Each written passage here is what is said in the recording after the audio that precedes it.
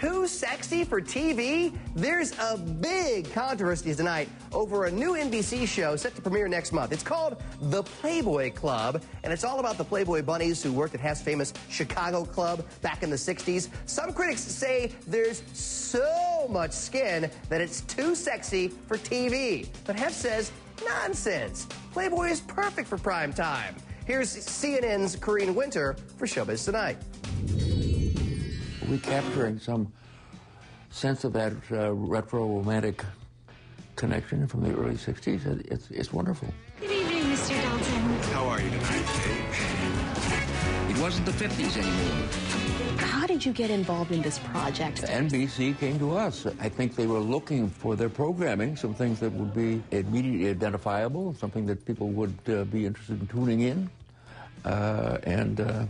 Can't do much better than a Playboy bunny. You're going to be in big trouble if they catch you standing around like this.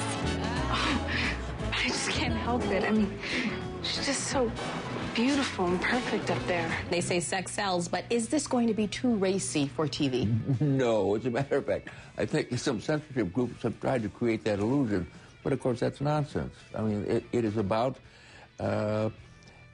what essentially was a rather conservative time in the early 60s that then led in turn to the sexual revolution that really arrived in the latter 60s.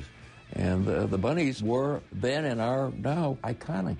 I mean, they became celebrities in their own right immediately.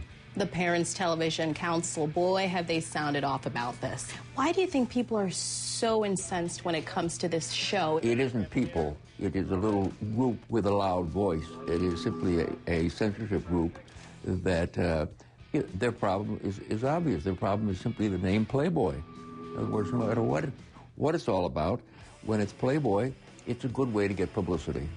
And that's what it's all about.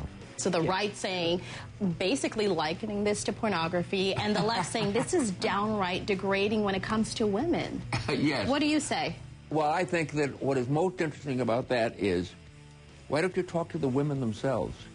Why don't you talk to the original bunnies who worked at the Playboy Club and see whether they felt exploited or whether they felt empowered?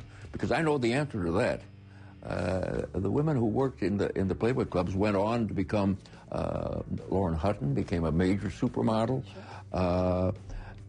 Debbie Harry became a part of the Blondie rock group. In the job itself, they earned more money than, in many instances, what their fathers and husbands were earning.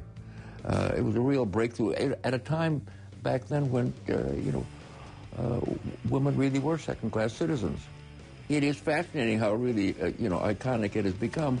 And, of course, in the intervening years, we did a television show called The Girls Next Door. Right, I remember that, yeah. Became a global phenomenon, and the major audience for that show was women.